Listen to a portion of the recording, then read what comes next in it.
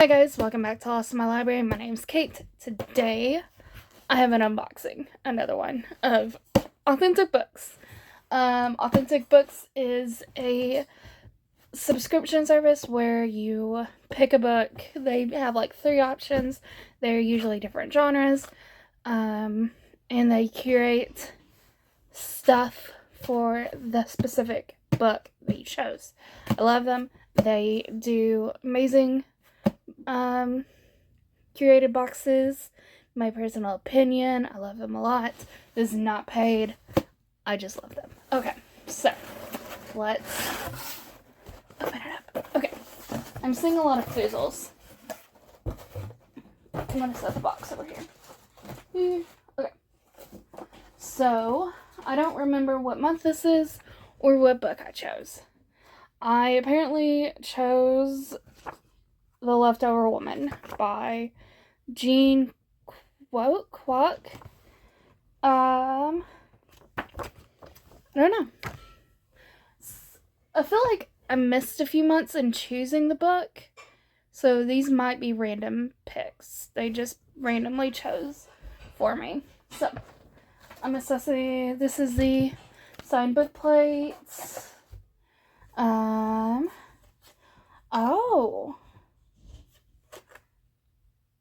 I got a gift card.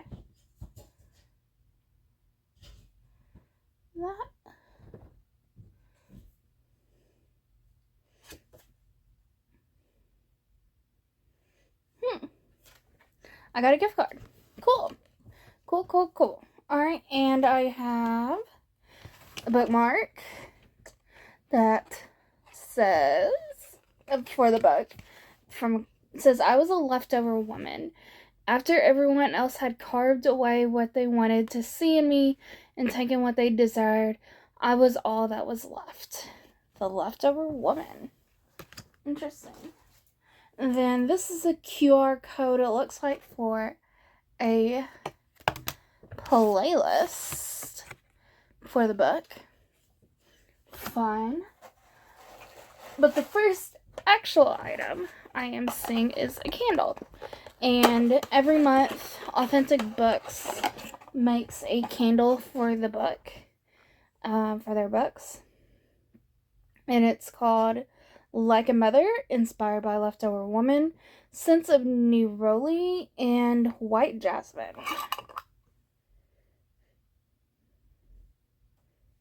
I don't really smell any. It's not a strong scent. I don't smell much. But it might, once it's burning, might smell the strongest smell. So much fizzles. Okay. Next I'm seeing a bag. And it says, this is a chapter, not the whole story. Aww. I love that. I really like that. It's nice, like, canvas bag. I like that. I have so many bags, bookish bags. It's kind of crazy. But I really like that. That's cute. I like those kind of quotes. So, next thing I'm seeing some socks. We've been getting socks a lot recently. Some New York style socks. I have never been in New York, but I have been to JFK while traveling to London. That's where I stopped at, and then went to London. But anyways. And then the tea of the month that I get every box is called Us Too, and it's Taiwanese. Don't know why I was having such a hard time saying that. Oolong tea, and it's homesick. It's a warm, mellow tea to fill the void. It's just oolong. I don't know. That's all it says. That's all the ingredients is oolong tea. So, Never had it. Oh, and the chocolate I got is creme brulee. Creme brulee chocolate from Compartes. I love Compartes.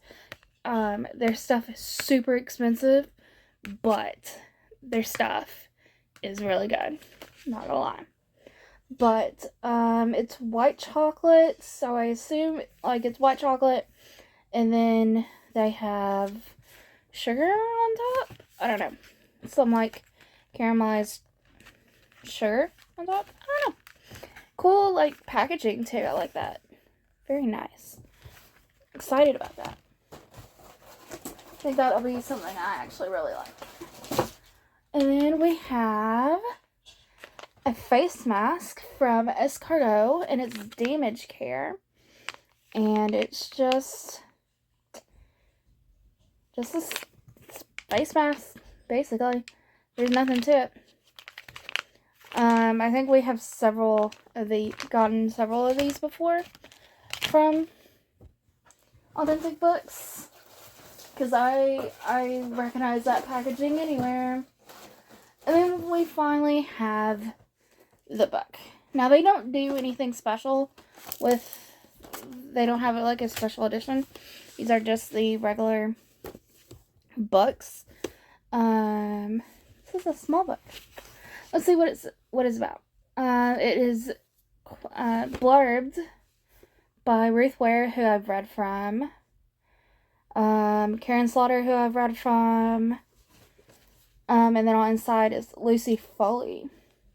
So it says, an evocative family drama and a riveting mystery about the ferocious pull of motherhood for two very different women.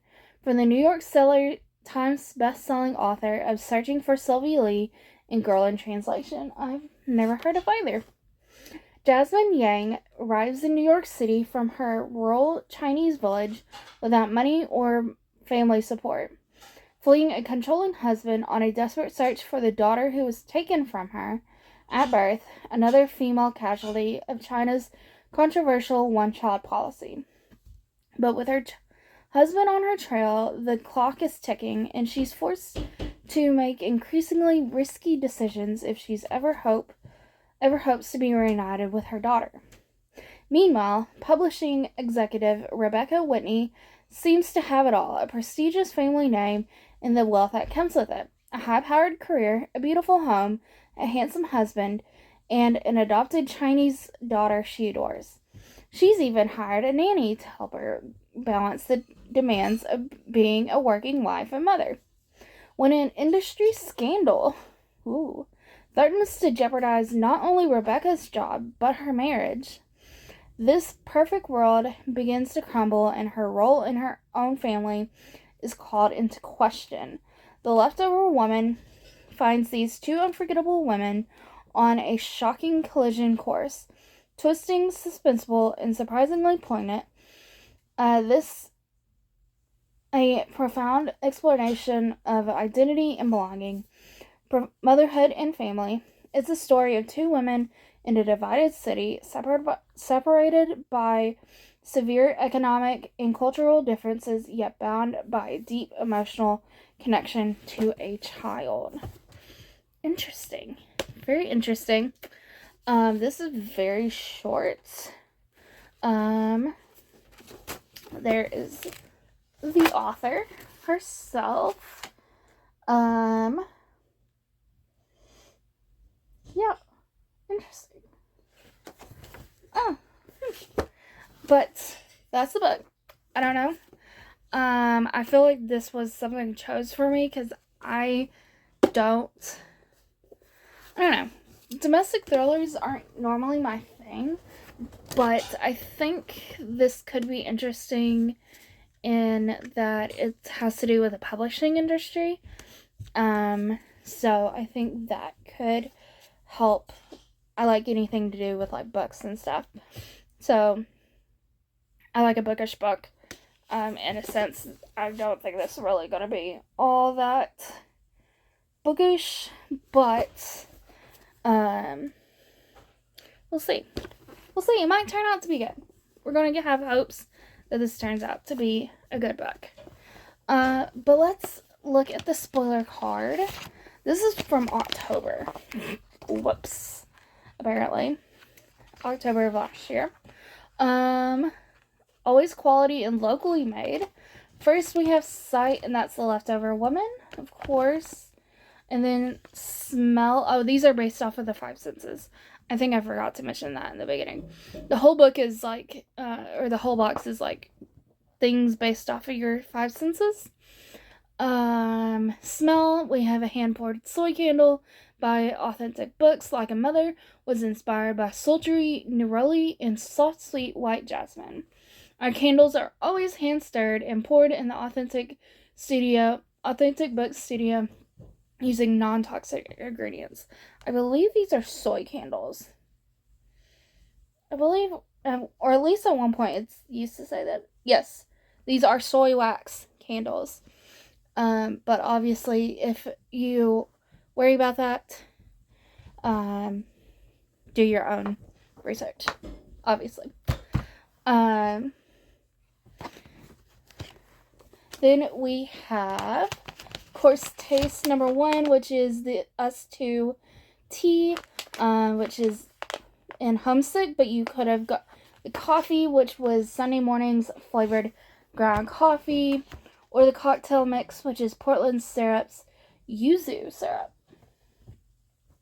I was looking, because I still have the cocktail syrup I got one time in a box over there. And then we have the creme brulee chocolates from Comparte's Chocolate. Rich creme brulee chocolate bar is the ultimate Comparte's treat, studded with brown sugar. I'm more excited now that I know it's brown sugar and not just plain white. Made from delicious creme brulee infused buttery chocolate, packaged in a chic gift box. Very nice. And then we have Just a Chapter tote bag, made by Authentic Books themselves. Our team brought you a tote bag inspired by the themes of this book. No matter what life throws at you, it is only temporary, and your story is still being written. And then we have the Escargot Daily Sheet Mask from Lapkos, formulated with anti-inflammatory and antioxidant-rich snail extract, which is what escargot is. I don't know why I'm looking like I'm surprised that's what escargot is.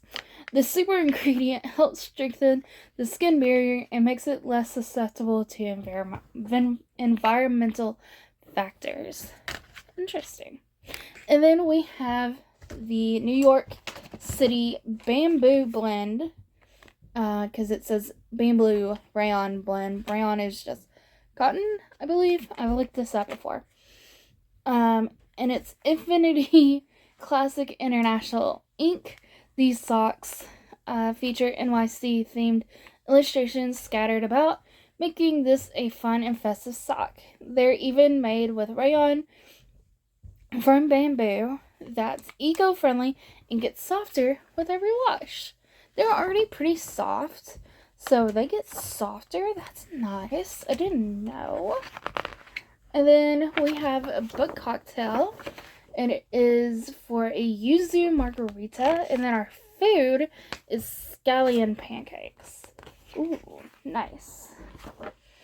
And then we have something from Dew Crepes. I don't know why. Duquesnes. Don't know why they're in here, because it looks like they're chocolatiers, and the chocolate we got was from Comparte's. So I don't know. Maybe that was a different box. And then we have some coupons from some of the stuff in here, the shops in here if I want to. And then of course 5% of my membership is donated to, well, not just mine, every membership is donated to Adopt a Classroom Foundation, supporting children's education and their educators. So that's always nice. What was my favorite thing of the box? I think my favorite thing of the box is this tote bag. I really like the quote. I think it's a really nice tote bag. Yeah, I like it. I like it a lot. But that's it. Stick around after my little outro if you want to hear me ramble about hockey, because I've decided this is how this is going to go. I'm going to thank you if you don't want to hear me rant about hockey for just a little bit. Maybe a little bit. Who knows? I can go on for a little bit. I could go on about hockey. But thank you guys so much for watching. If you did, leave a like, comment, subscribe, do all the YouTube things. Go be a good cabbage today. Do something kind for someone, even if that is yourself. Because self-care is important. And I will see you in my next video. Bye, guys. Alright, let's talk about hockey. This week in hockey, the Wild played back-to-back games against the Lightning and the Panthers. They ended up scoring 5 goals.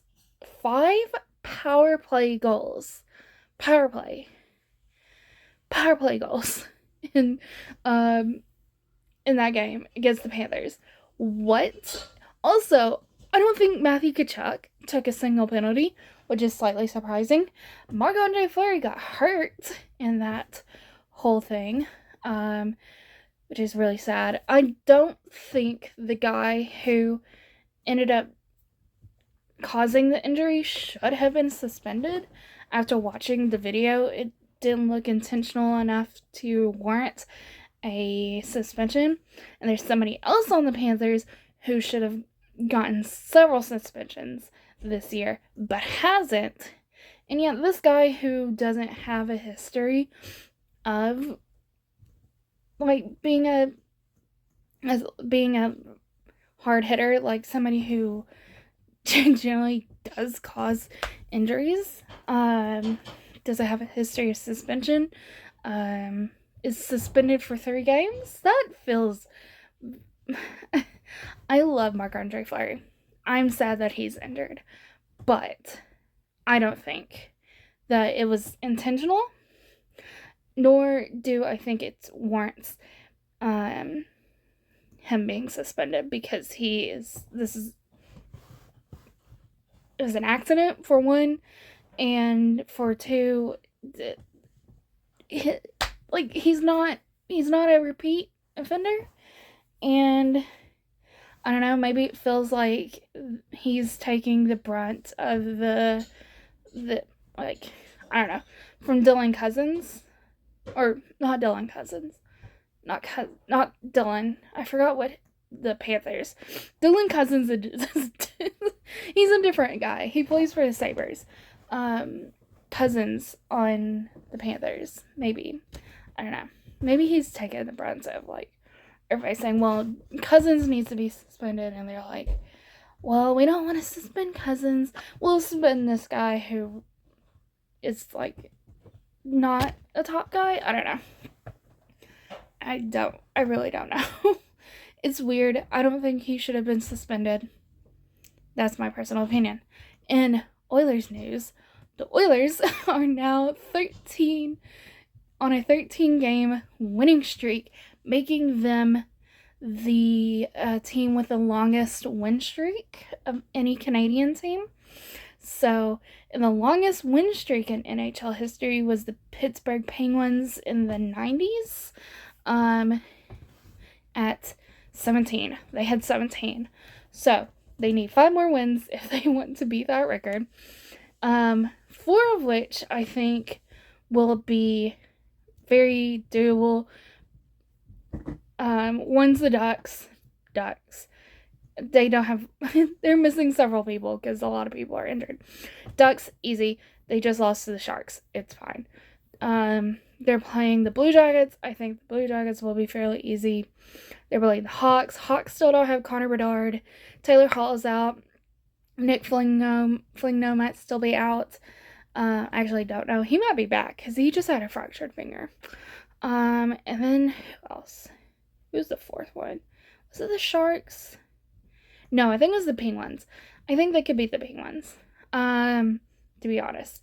The 5th team is the team that took them out in the playoffs last year.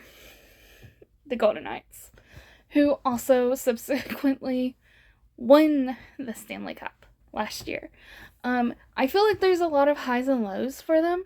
They don't have Jack Eichel right now because Jack Eichel just had surgery for something. So he's still out.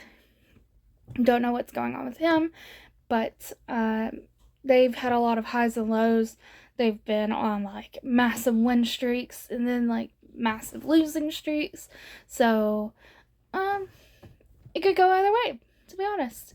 I think the Oilers might be out for revenge, and that's going to be a test of a real true test there. It's the 4th game of that 5-game meeting, so once basically I'm going to be watching that game. I will definitely be watching that game. But last night, they play the Flames. Of course, the Battle of Alberta. Huge rivalry between the two. I was like, it was 1-1 for a long time. The score was 1-1. And I was like, there's no way. We're about to lose the streak to the Flames, who haven't been very good at all. And also massive rivalry. And they didn't. It was all fine. Sam Gagner got us on up to 2 points, and then Hyman scored a empty net goal, which was pretty good. He fell. It was fine, but he fell. It was pretty good. It was an easy like shoot from the blue line and like make it. It wasn't like that. He had to work for it. They were on him. Yeah. And then in PWHL news, Minnesota played one game this week, and they won. But they're no longer undefeated. They did lose in overtime. One day, who do we play? New York. New York is who we played. But we have only lost that one game. That was it. We are still at the top. But that is my in hockey news. I thank you guys again if you stuck around. But I will see you